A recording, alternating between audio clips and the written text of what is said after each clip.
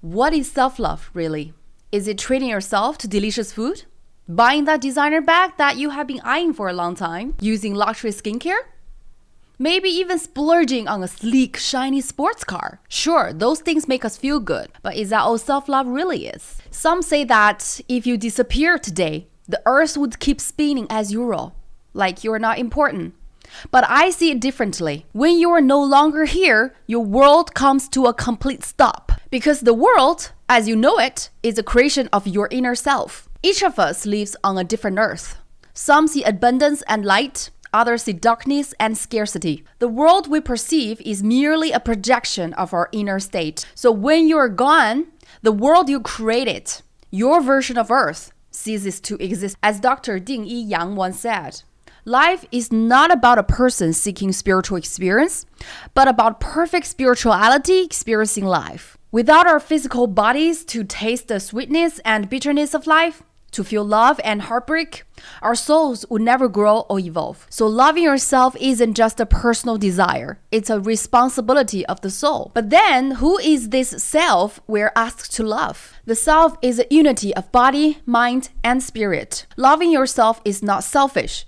Selfishness is benefiting yourself at the cost of others. But true self-love gives you the capacity to love others more deeply. Only when you care for yourself can you truly care for those around you and influence the world in a meaningful way. So, do you truly love yourself? And if so, what levels are you currently at? Today, let's explore the 5 levels of self-love together. See where you are and how you can begin to rise into deeper, more powerful love for yourself. Level 1, self-love at the physical level. Caring for your body, evolving your soul. As Haruki Murakami said, your body is your temple. No matter what you worship inside it, you should keep it strong, beautiful, and clean. To truly love yourself, you must first place your body above all else. A healthy body is the foundation for all possibility. Without it, there can be no emotional healing, no personal growth, no spiritual awakening. But the body isn't just flesh and bones. It's an energetic vessel, a sacred medium through which your soul experiences life. When you move your body, nourish it well, and allow it deep rest, you are not just maintaining your physical health. You are realigning your energy, elevating your emotional frequency, and supporting the evolution of your soul. So how level 1 of self-love shows up? For example, keeping a regular sleep schedule and allowing yourself to rest without guilt. Eating balanced whole foods instead of relying on junk or short-term comfort. Exercising consistently to keep your body vibrant and alive. Listening to your body's needs and honoring its limits instead of pushing through exhaustion. As the author of Atomic Habits, James Clear said, every action you take is a vote for the type of person you wish to become. If you often neglect your body's needs, such as sacrificing health for work, emotions, or social obligations, you may still be stuck at level 1 of self-love. So what actions you can take to love yourself deeper? For example, create a basic wellness plan, including sleep at least 7 hours each night, move your body 3 times a week, give yourself permission to rest, no explanation needed. Level 2, self-love as an emotional level, embracing your feeling, releasing inner energy. As the author of The Gifts of Imperfection, Brené Brown said, owning our story and loving ourselves through that process is the bravest thing that we will ever do. Self-love at the emotional level begins with one powerful shift. Stop judging your feelings and start listening to them. Emotions are the language of the soul. Every feeling, including anger, sadness, fear, carries a hidden message about who you truly are. They are not flaws or weaknesses. They are inner signals pointing you toward unmet needs, buried pain, or deep desires you've been taught to ignore. Most of us are conditioned to avoid uncomfortable emotions. We label them as bad, call ourselves too emotional, or try to suppress them in the name of staying positive. But the truth is, emotions don't disappear when ignored. They go underground, manifesting as tension, anxiety, or even illness. To truly love yourself at this level is to allow every emotion to exist without shame, without fixing, without rushing it away. Only when you allow emotions to flow freely can you truly understand and release them. So how self-love at this emotional level shows up? For example, you give yourself permission to feel all emotions, even the messy, painful ones. You stop judging yourself for being too sensitive or too reactive. You pause and ask, What is this feeling trying to tell me? You explore the roots of your emotions, where they come from, and what they are asking for. You create space for emotional expression through journaling, meditation, or stillness. You turn your emotions into energy using writing, painting, dancing, or singing as forms of healing and release. So at this level, what actions can you take to love yourself deeper? Start a daily emotional journal. Each evening, write down how you felt throughout the day. Then ask yourself with love, what is this emotion really asking of me?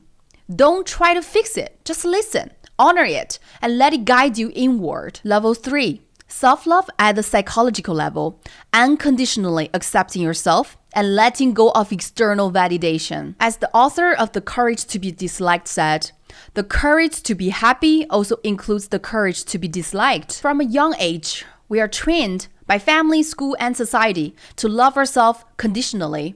We learn that good grades, a pretty face, a successful career are what makes us worthy. And so we chase achievement and approval, believing we must earn our right to be loved. But true self-love doesn't say, I will love myself when I'm good enough. It says, I am already enough. I love you no matter what. At the psychological level, self-love means detaching your worth from how others see you. It is about reclaiming your value, not from praise or criticism, not from status or comparison, but from within. It's the radical act of accepting your whole self, your brilliance and your messiness, your proudest wins and your quietest failures. Only then can we love ourselves unconditionally with a love that isn't shaken by opinions, performance, or rejection. So how self-love at the psychological level shows up? For example, you stop defining your worth by how impressive you are to others. You release the idea that you must prove yourself to be lovable. You accept both your light and your shadow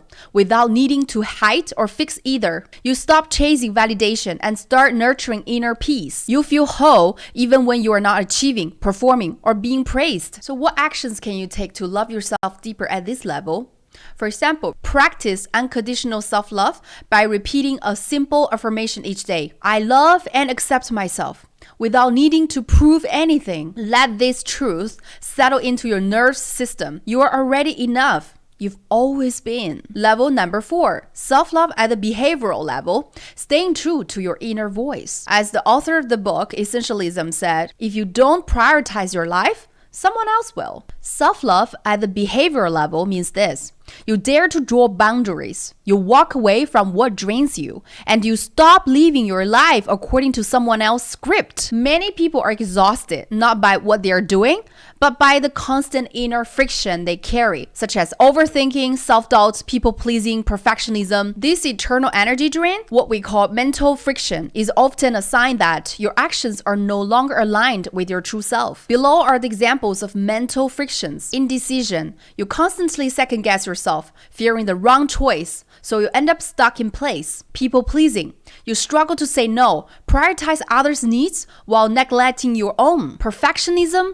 You fear failure so much that you never start, waiting endless for the perfect moment. Over-responsibility. You blame yourself for everything, even when it's not your fault. This guilt slowly chips away at your confidence. Most of this internal conflict stems from early childhood conditioning, societal pressure, and a harsh inner critic. True self-love at this level means learning to discern between your authentic inner voice and the voices that don't belong to you. How to reduce mental friction and reclaim your life? First, tune into your inner truth. Recognize the tension between social expectations and your real desires. Learn to hear your own voice again. Second, create emotional outlets. Using journaling, meditation, or creative expression to release pressure rather than letting thoughts loop endlessly in your mind. Next, simplify decisions. Stop overanalyzing. Trust your gut. Choose what feels right in the moment and adjust later if needed. Next, set clear boundaries. Learn to say no. Protect your time, your energy, and your peace. Last but not least, choose action over perfection. Start messy, move forward, and refine as you go. When you stop draining yourself with overthinking and emotional labor, you reclaim your energy. You become more focused, more present, more powerful. You begin to live as your real self instead of someone shaped by fear, guilt, or expectation. Many people know a relationship is hurting them, but still choose to stay because of fear. They know what their dream is, but avoid it because failure feels too risky. But real self-love is brave.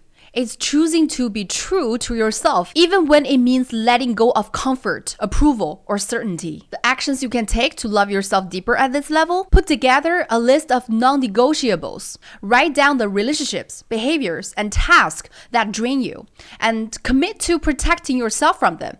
You don't need permission to choose yourself. Just start. Level 5. Self-love at the soul level, becoming who you truly are. At the end of the film Avatar, there is a moment when Neytiri looks at Jake and says, "I see you." It's more than just "I see you" in the literal sense. It means I truly see you, your soul, your essence, your everything. It's a moment of deep recognition, a love that goes beyond appearances, beyond identity, beyond past stories. It's not about who society says you are. It's about who you are at the level of soul. When Neytiri speaks those words, Jake has already let go of his old identity. He has chosen a new path, surrendered to a new way of life, and become fully integrated into the Navi's world. At that moment, he's no longer an outsider. He is seen, accepted, and loved for his true self. And that, in many ways, is the ultimate expression of self-love. To truly love yourself at the soul level is to say, "I see you," to yourself. To look at every part of who you are, your light and your shadows, your wants and your wisdom, and says, "Hey, I see it all. I still choose to love you, no matter what." You stop chasing who others want you to be. You stop trying to meet expectations you never agreed to. You stop performing for approval. Instead, you become loyal to your essence. You begin to live the life that was meant for you, not everyone else. This is the deepest kind of freedom. And from this place, your life begins to unfold in ways you never imagined. When you embrace the fullness of who you are without resistance or shame, you become a force of possibility. What actions you can take to love yourself at this level deeper? Ask yourself, if there were no expectations from society, who would I choose to become? Then take a step in that direction. No matter how small, walk toward the version of you that feels most true. That's the soul's path. That's real self-love. Conclusion: self-love is a journey that deepens over time. Self-love is not a sudden epiphany. It's not a finish line you cross or box you check. It's a journey, one that deepens, unfolds, and softens you as you go. Maybe you're still learning how to listen to your needs, how to hold space for your emotions, how to stop relying on others to tell you you are enough, how to make decisions that honor your truth, how to live as the version of you that's not shaped by expectations or labels. All of these take time. We all go through phases of confusion and struggle. But please, trust this. Every step you take toward understanding yourself more deeply, every tiny act of courage, every tear shed in honesty is bringing you closer to real, lasting self-love. No matter what level you're at right now, remember this. Self-love doesn't begin on the day you finally feel worthy enough. It begins now, in this moment, with one small, loving choice to come home to yourself. So, which level are you at? What's the next layer you're ready to grow through? Share it with me in the comments. Let's walk this journey of self-love deeper and together. See you in the next video, my friend.